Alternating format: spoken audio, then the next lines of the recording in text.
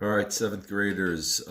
Today we are starting finding the probability of compound events. So up until this point, we have basically been focusing on finding the probability of independent events, which means finding one event at a time. So when we find the probability of compound events, what we're doing is finding the probability of two events happening at the same time. So just to review, an independent event that we talked about would be flipping a coin. If I told you to find, we started off, what's the probability of flipping heads on a coin? Um, Heads would be our favorable outcome or the outcome that we're looking for, and the number of possible outcomes is two, which would be heads or tails.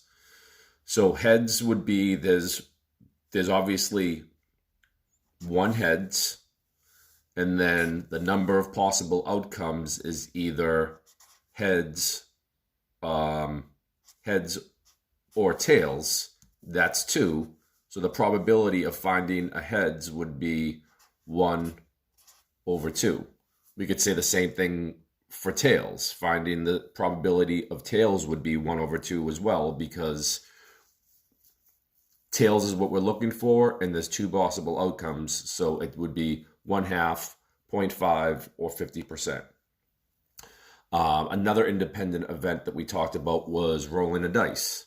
If I asked you what the probability of rolling a 2 is, there's obviously only 1 2 on the dice, or the cube. The number of possible outcomes on when rolling a dice is either 1, 2, 3, 4, 5, or 6, which is 6 possible outcomes. So we have one outcome here, six outcomes here. So the probability of rolling any given number from 1 through 6 on a dice would be 1/6, and then you could calculate the decimal and the percent from that. I think the decimal is 0.166, and then the percent would be 16.6 or 16.7 if you round up. So that's independent events. Independent is when one event is happening at one given time. So for compound events, are when two events are happening at the same time. So let's say we'll use these two examples. So basically what a compound question would be: what is the probability that when rolling a dice and flipping a coin, I come up with a tails and a 2 on the dice? And we can find that probability. And basically what we would do is we would say that the probability of rolling a tails, of flipping the tails, would be 1 over 2.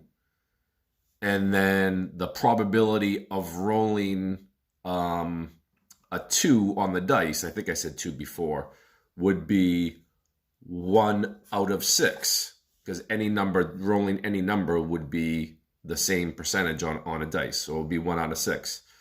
So to find the probability of rolling a tails and a 2 on a dice at the same time, all we would do is multiply that.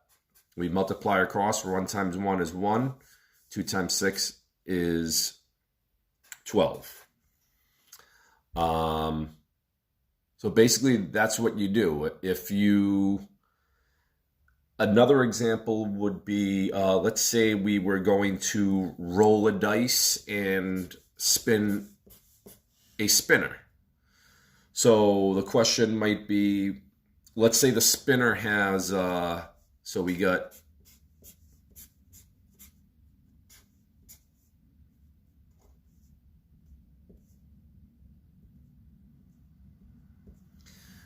a dice and we have a spinner.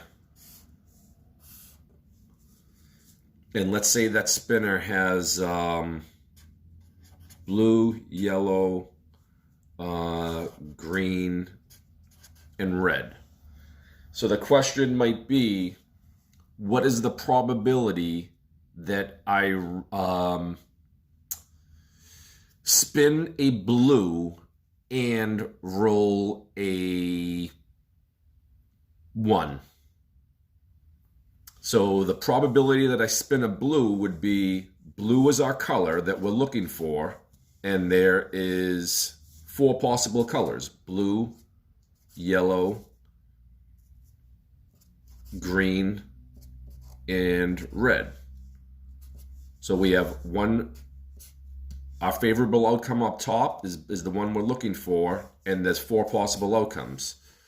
So there's our probability for that one. And what is the probability of rolling a 1 on the dice? It's 1 out of 6. And basically we just multiply across. 1 times 1 is 1. 4 times 6 is 24. So the probability of rolling a blue and a 1 at the same time would be 1/24th, and then you can divide 1 by 24 to get the decimal, and then multiply that by 100 to get the percent. And then another thing that we could do, it's not always going to be just 1, so we could say, what is the probability of spinning a blue? So do this again. Let's say blue, yellow, green, red.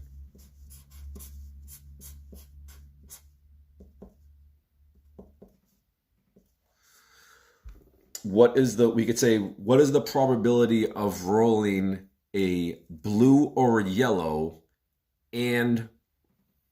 spinning a blue or a yellow and rolling a number greater than 4 on the dice? So 2 things. What's the probability of spinning a blue or a yellow and rolling a number greater than 4 on the dice? So blue and yellow would be our favorable outcomes, and we have a total amount of outcomes of 4 on the bottom. So we have two favorable outcomes and 4 possible outcomes, and that would reduce to 1/2. Now, what's the probability of rolling a number greater than 4? There's 2 numbers greater than 4 on a dice. It's either 5 or 6. And then we have 6 possible outcomes. So we have 2 outcomes here, 2 favorable outcomes, and then 6 possible outcomes. So we're looking at this and this. And 2 6 can reduce to 1/3. So now the probability of those 2 events happen at the same time or simultaneously would be 1 times 1, or in 2 times 3 is 6. So it would be 1/6. And that's really it. So basically it's very similar to finding an independent event, but what the word compound means is just combining or adding something. So that's all we're doing. We're just taking 2 independent events, and when you find those probabilities, you multiply those 2 numbers together, and that's the probability of that compound event. If any questions, just email me. If I need to set up a Zoom meeting for later in this week to, clarify some things, that would be great too. I will talk to you guys later. Bye bye.